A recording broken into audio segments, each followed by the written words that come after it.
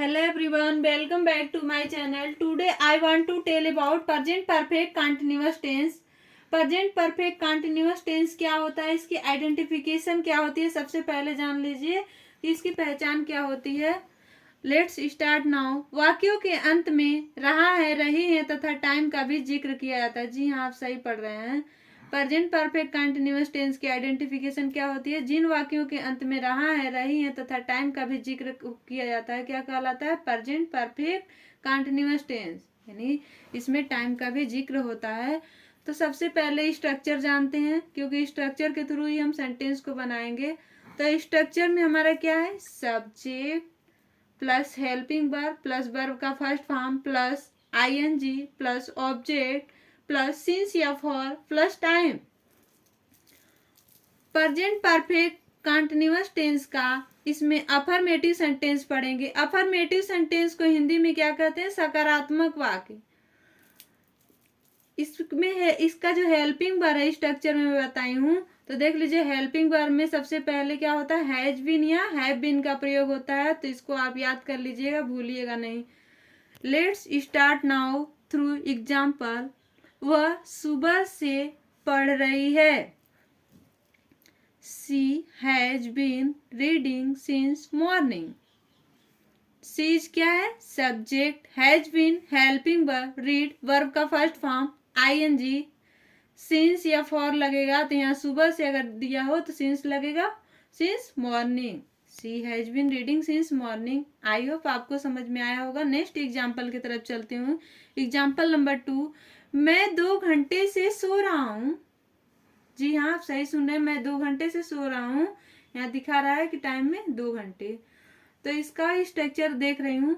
सबसे पहले subject, helping verb, helping verb में आई के साथ क्या लगेगा? Have been. स्लीप क्या है? वर्ब का first form I N G. For 2 hours, अगर 2 घंटे दिया है तो फॉर का प्रयोग करते हैं। I have been sleeping for 2 hours. Third, वह 10 मिनट से पानी पी रहा है। वह, इंग्लिश इसका क्या है? सब्जेक्ट यहाँ पे he, helping verb has been, he के साथ हैज बीन, ड्रिंक वर्ब का first form plus I N G, he has been drinking. Object क्या है? वाटर, यानी क्या पी रहा है? वाटर। फॉर 10 मिनट, 10 मिनट अगर दिया रहे तो फॉर का प्रयोग करते हैं। 4, ए लड़के 10 बजे से क्रिकेट खेल रहे हैं। दिस बॉय यहाँ पे सब्जेक्ट हो गया। दिस बॉय प्लूरल में है तो इसके साथ क्या लगेगा हमारा? Have been. जहाँ सिंगुलर रहेगा वहाँ हैज बीन। दिस बॉयज यानी ये लड़के, तो यहाँ पे helping verb have been, play verb का first form plus ING, they have been playing. Object क्या है? किसके थ्रू खेल रहे हैं? क्या खेल रहे हैं? Cricket. Playing cricket since 10 o'clock, यहाँ दिया 10 बजे से, यानी टाइम दिखा रहा है निश्चित है, तो निश्चित समय के लिए सिंस का प्रयोग करते हैं। आई होप आपको समझ में आएगा। पूरा कंप्लीट सेंटेंस क्या हुआ? This boys have been playing cricket since 10 o'clock। Fifth, Rohan 2 साल से इस विद्यालय में पढ़ रहा है। Rohan is subject, Rohan name है तो नेम जहाँ पे रहेगा वहाँ पे क्या लगेगा? हैज या हैव। तो हैज या हैव का मैं जो डाउट क्लियर करा रही हूँ, तो जहाँ पे प्लूरल रहे वहाँ हैव बीन, और जहाँ पे सिंगुलर रहे वहाँ पे क्या रहेगा? हैज। नेम भी रहे वहाँ भी है, तो रोहन क्या है? नेम है। रोहन 2 साल से इस विद्यालय में पढ़ रहा है। Rohan has been, no doubt. Study verb का first form ING, Rohan has been studying in this school, ये ऑब्जेक्ट है, मतलब एक स्कूल में पढ़ रहा है।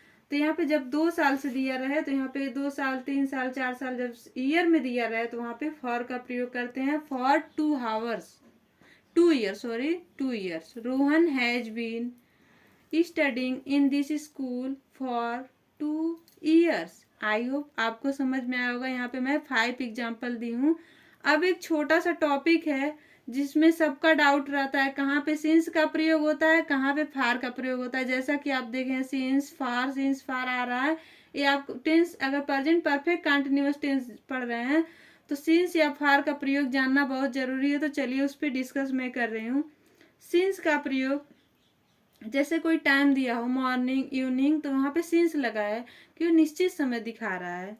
जैसे कोई ईयर दिया हो तो वहाँ पे किसका प्रयोग करते हैं, फॉर। अगर कोई सन दिया हो, जैसे 1998 से वह मुंबई में रह रहा है, 2005 में ये फिल्म बना, मैं 2004 से पढ़ रहा हूँ, तो ये सभी क्या है, निश्चित समय दिखा रहा है। तो जहाँ पे निश्चित ईयर दिखाए, सन दिखाए, तो वहाँ भी समय भी सुबह शाम जो भी है, तो वहाँ पे सिंस का प्रयोग करते हैं। मंथ दिखाए, मंथ नेम समझ लिए, जनवरी फरवरी जो भी रहे, वहाँ सिंस यानी निश्चित दिखा रहा है। डे में कोई भी आए, संडे मंडे ट्यूसडे एनीथिंग आए, तो वहाँ पे भी सिंस का प्रयोग करते हैं। अगर हमारा चाइल्डहुड दिखाए, जैसे बोल जाए कि मैं बचपन से पढ़ रहा हूँ, तो चाइल्डहुड क्या है हमारा, वो भी निश्चित समय है। अब चलिए फॉर का यूज कहाँ करते हो बता रही हूँ।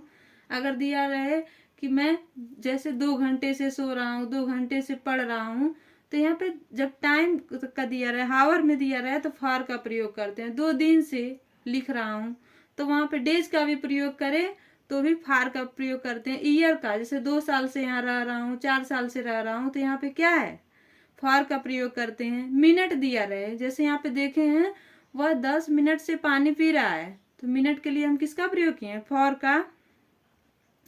मेनी डेज अगर रहे, फॉर मेनी डेज। अगर कोई बोल दे कि वह कई दिनों से दिल्ली रह रहा है, तो क्या हुआ, यानी कई दिनों से अगर दिखा जाए कि गायब है, या कई दिनों से फिल्म देख रहा है, या कई दिनों से रिश्तेदारी में रह रहा है, कुछ भी आ जाए, तो फॉर मेनी डेज वहाँ भी क्या किसका प्रयोग करते हैं, फॉर का। आई होप आपको सिंस या फार का डाउट समझ में आया होगा। प्रेजेंट परफेक्ट कंटिन्यूअस का आइडेंटिफिकेशन भी बता दें, स्ट्रक्चर भी। अगर इससे रिलेटेड एनी डाउट होगा तो आप कमेंट करके पूछना ना भूलिए। और वीडियो अच्छा लगे तो लाइक और कमेंट जरूर कर दीजिएगा, जिससे आपको बेल आइकन भी दबाना ना भूलिए, जिससे आपको और अच्छा से अच्छा नोटिफिकेशन मिलता रहे। Thank you for watching.